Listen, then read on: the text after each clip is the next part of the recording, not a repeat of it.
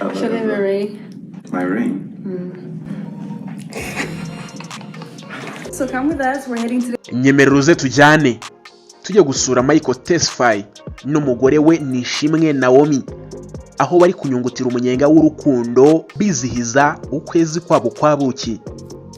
Ni iminsi igera kuri 30 y'urukundo rudasanzwe ndetse n'ibyishimo bidasanzwe hagati y'aba bashakanye. Iyi couple y'uwitwa Nishimwe Naomi Miss Rwanda wa 2020 ndetse n'umugabo we Michael Tesfaye ukomoka mu gihugu cya Ethiopia.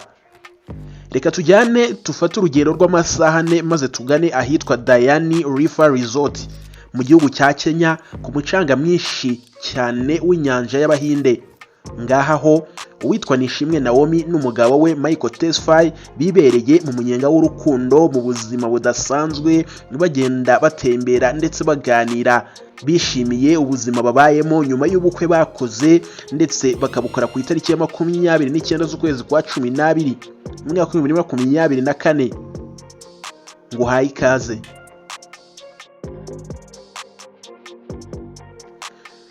Reka nguhe ikaze nshimira wowe wakoze subscribe hano kuri YouTube channel yacu ya Mega TV Rwanda.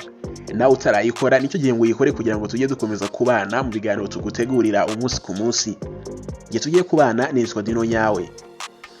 Reka tugendane intambwe ku yindi ubundi tumenye ngo byagenze bite kugira ngo uyu munsi tube dufite Nishimwe Naomi na Michael Tesfaye.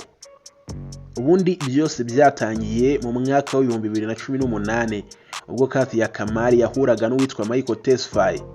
Uyu Michael yari yaje mu rugendo rw'akazi cyangwa se kwimenyereza umurimo w'ibizwi nka internship, ndetse aza kumenyana na Kathia, baraganira barahuza rwose. Uyu Kathia yaje kumubwira ko rwose yafite umurumuna we witwa Nishimwe Naomi. Byari bikomoje kukuba yaramubajije ikibazo ati ese Michael waba ufite gahunda yo gushaka byihutirwa? Michael ati yego rwose. Undi nawe adatindiganyije ahita amubwira ati mfite murumuna wanjye rwose kandi nkeka ko mwahuza, ndetse amuhana nimero ye maze arayitahana.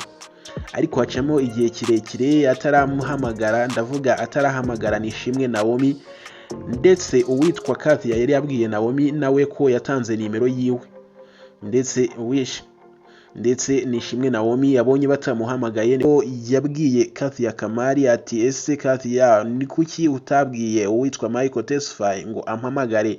Ni nyuma yuko yari amaze kureba ifoto ye ku rubuga rwa WhatsApp akabona n'umusore rwose w'ibogari, ndetse uwitwa Kamari yahise rwose yongera kwibutsa uwitwa Michael Tesfaye ati se wa mukobwa baramuhamagaye? Undi nawe ati narabyibagiwe, ariko ahita abonera kumuhamagara.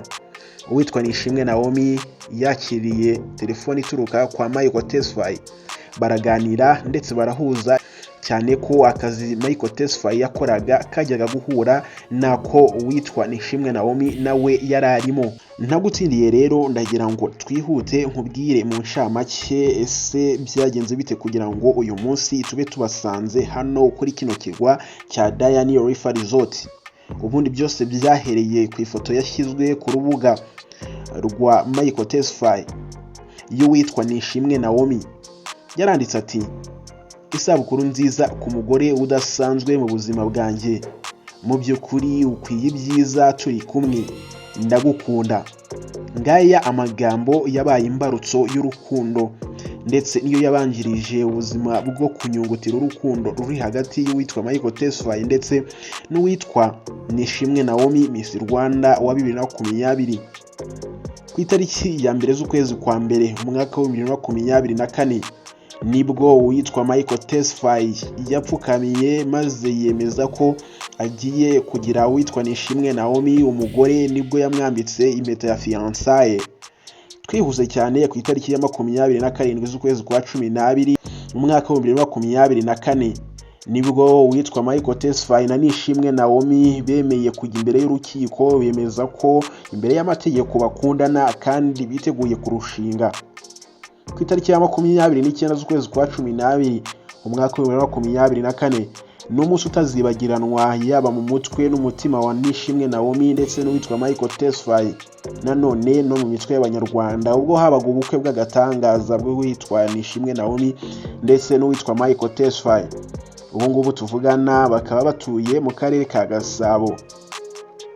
Reka twinjire rero maze turebe ubundi uru rugendo rwo kujya muri honeymoon cyangwa se mu kwezi kwa buki rwatangiye rute, rutangira ryari, ese babayeho ubuhe buzima, ndetse n'ibihe bintu wamenya ndetse n'ibihe bintu by'ibanga wamenya bari kunyuramo muri iyi minsi.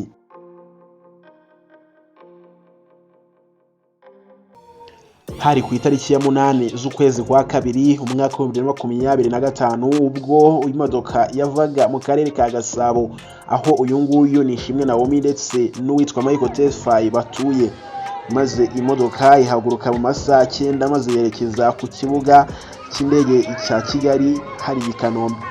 Ubwo bari bafashe urugendo rubavana i Kigali ruberekeza mu gihugu cya Kenya ahitwa kuri Diani Reef Resort, ndetse abangaba bari bafite ibyishimo byinshi cyane basezera imiryango, ndetse bari bafite ibyishimo by'akataraboneka banaherekejwe n'umuryango wa Nishimwe Naomi. Nuko bafata indege, n'urugendo rw'amasaha mu ndege kugira ngo uve i Kigali ugere mu gihugu cya Kenya. Ahangaha bari bagiye i Diani Reef Resort, bari bagiye kujya bishyura amadolari arenga 221 n'asaga 300 by'amanyarwanda ku munsi umwe kugira ngo babe muri uwo munyenga w'urukundo nyine batembera boga mu mazi meza ya hariya, ndetse banarya, ndetse bakabaho ubuzima bwiza bwose bari bifuje kubamo muri iyo minsi. Uyu nguyu ni Ishimwe Naomi rwose yari yishimye bitarabaho, ari kumwe n'umugabo we mu kwezi kwa buki. Byari ibintu byiza cyane, ni ibintu by'agatangaza, ndetse kugeza kuri uyu munsi baracyari muri uwo munyenga w'urukundo aho bakomeza kubwirana amagambo meza badahwema gusohokana ndetse no gutemberana ku mucanga ndetse no mu busitani bwiza bwa Diani Reef Resort. Reka nshimire wowe twabanye kuva ku ntangiriro z'iyi video nkubwira nti iyi ngiyi yitwa Mega TV Rwanda. Niba wakunze ibyo dukora turagusaba gukora subscribe kugira ngo tujye dukomeza kubana mu biganiro tugutegurira umunsi ku munsi. Naho ubutaha ngiye nitwa Dino yawe.